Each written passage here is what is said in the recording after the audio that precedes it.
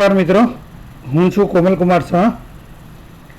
આજથી આપણે tally.erp9 6.0 અને જીએસટીના વિડીયો લોન્ચ કરવાના છીએ. વિડીયો લોન્ચ કરવામાં થોડુંક ડિલે એટલા માટે થયું કે વિડીયો બનાવતા પહેલાં આખા સોફ્ટવેરને અને જીએસટીને સ્ટડી કરવું ખૂબ જરૂરી બને છે. બીજું કે આજથી આપણે નાના નાના વિડીયો લોન્ચ કરીશું, જેથી એક એક વિડીયોને તમે પ્રોપરલી જોઈ શકો અને એને જોઈને એ પ્રમાણે તમે તમારા સોફ્ટવેરમાં સેટિંગ કરશો તો તમારે ક્યાંય નહીં જવું પડે. તમે સીધું તમારું બિલિંગ આવતીકાલથી શરૂ કરી શકશો. આજથી જે વિડીયો આવશે એમાં આપણે જોઈ શકીશું કે કઈ રીતે કંપની ક્રિએટ થશે, એમાં આપણે પોતાનો જીએસટીએન નંબર કઈ રીતે એન્ટર કરી શકીશું, પાર્ટીના નંબરો કઈ રીતે એન્ટર કરીશું, ટેક્સ લેજરો કઈ રીતે બનાવીશું, સેલ્સ પરચેઝના લેજર કઈ રીતે બનાવીશું, સ્ટોક આઇટમ કઈ રીતે બનાવીશું, બધી જ વસ્તુ આજે સાંજ સુધી અપલોડ થનારા બધા વિડીયોમાં આવી જશે. તો જોતા રહો વિડીયો, લાઇક કરતા રહો અને શેર કરતા રહો. આજના પહેલા વિડીયોમાં આપણે જોઈશું કે કઈ રીતે આપણે ટેલી 6.0માં કંપની ક્રિએટ કરીશું અને આપણો પોતાનો જીએસટીએન નંબર આપણે એન્ટર કરીશું. તો શરૂ કરીએ. તો અહીંયા મેં સોફ્ટવેર ઓપન કરેલું છે.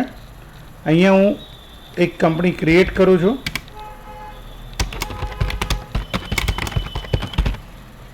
તમે અહીંયા તમારી કંપનીનું એકચ્યુઅલ નામ લખી શકશો અને બધી ડિટેલ્સ પ્રોપર વેમાં એન્ટર કરીને તમે અહીંયાથી આ કંપની ક્રિએટ કરી શકશો. તમે જોશો તો જીએસટીમાં કંપની ક્રિએશન સ્ક્રીનમાં કોઈ ખાસ ચેન્જીસ નથી. અહીંયા મેં કંપની ક્રિએટ કરી દીધી છે અને ક્રિએટ થઈ ગઈ છે. ત્યાર પછી આપણે આપણો પોતાનો જીએસટીએન નંબર એન્ટર કરવા માટે F11માં F3માં જવું પડશે અને જ્યાં સ્ટેટ્યુટરી સેટિંગમાં આપણે પહેલો જ ઓપ્શન આવી ગયો છે enable goods and service tax. ત્યાં યસ કરીશું અને જીએસટી ડિટેલ્સ જે એન્ટર કરવાની છે ત્યાં પણ યસ કરીશું. અહીંયા આપણું સ્ટેટ કયું છે જે બાય ડિફોલ્ટ ત્યાંથી આપણે કંપની ક્રિએશનમાં લખેલું હતું એટલે અહીંયા આવી ગયું છે. આપણી રજિસ્ટ્રેશન ટાઈપ અને અહીંયા આપણો જીએસટી નંબર આપણે એન્ટર કરીશું કે ગુજરાતનો જે કોડ છે દેટ ઇઝ 24 છે અને ત્યાર પછી આપણો જે પેન કાર્ડ નંબર છે તે આવશે. એટલે એના ફોર્મેટમાં જ આપણે આ નંબર એન્ટર કરવો પડશે. 13 ડિજિટ જે છે 1 હશે બધાનો અત્યારે, કારણ કે 13 ડિજિટ તમારી એક સ્ટેટમાં કેટલી એન્ટિટી છે, કેટલી બ્રાન્ચીસ છે તેના ઉપર છે અને જે બાકીના 2 ડિજિટ છે તે ચેકસમ છે. એન્ટર કરતાં જીએસટી કયા દિવસથી એપ્લિકેબલ બને છે તે આપવાનું છે. બાકીના 3 ઓપ્શન્સને અત્યારે આપણે રવા દઈ રહ્યા છે. અહીંયા જીએસટીની ડિટેલ્સ આપવાની છે, set and utter GST details. આ ડિટેલ્સ ક્યારે આપી શકશો અહીંયા કંપની લેવલ પર કે જો તમારી પાસે એક જ ટેક્સ રેટની બધી જ વસ્તુઓ છે તો તમારે કંપની લેવલ પર આપવાની છે, યા તો તમારે ગ્રુપ લેવલ પર યા તો તમારે સ્ટોક આઇટમ લેવલ પર આપવાની છે. તે આપણે આગળના વિડીયોમાં સમજીશું. જીએસટીના ક્લાસિફિકેશન્સ અગર બનાવવાના હોય, જીએસટી ક્લાસિફિકેશન્સ 5% છે, 12% છે, 18% છે, એ તમારે બનાવવા હોય તો તમે બનાવેલા હોય તો તમે બનાવીને સીધા સિલેક્ટ કરી શકશો. દર વખતે તમારે બધી ડિટેલ્સ એન્ટર કરવાની રહેશે નહીં. આને આપણે આગળના વિડીયોમાં ડિટેલમાં શીખીશું. Provide LTU letter of undertaking અને બોન્ડ ડિટેલ્સ. જે કંપનીઓ મેન્યુફેક્ચરિંગ એક્સાઇઝને ઇમ્પોર્ટ એક્સપોર્ટમાં છે એ લોકોએ letter of undertaking yeah bond લીધેલા હશે. એની ડિટેલ્સ તમારે યસ કરીને વેલિડિટી ક્યાં સુધીની છે અને બોન્ડના નંબરો કયા છે તે આપવાના છે. નોર્મલ ટ્રેડર્સના કેસમાં આ બધી વસ્તુ લાગતી નથી, જેથી અહીંયા નો કરીને હું આને સેવ કરી રહ્યો છું.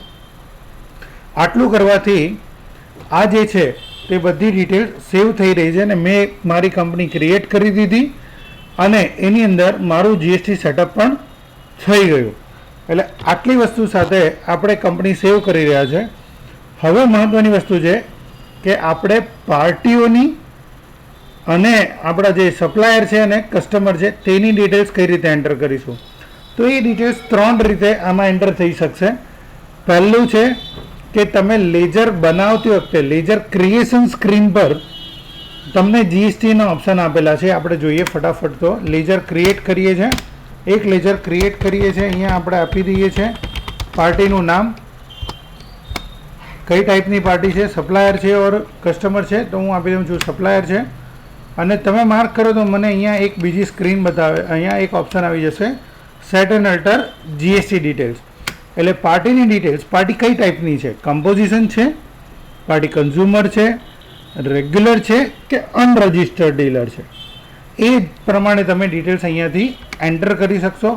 અહીંયા પાર્ટી રેગ્યુલર છે અને ગુજરાતની છે, એટલા માટે હું એનો 24 નંબર આપીશ, એનો પેન કાર્ડ. એટલે આ જીએસટીએન નંબર જ જે છે તે આપણે અહીંયા એન્ટર કરીશું.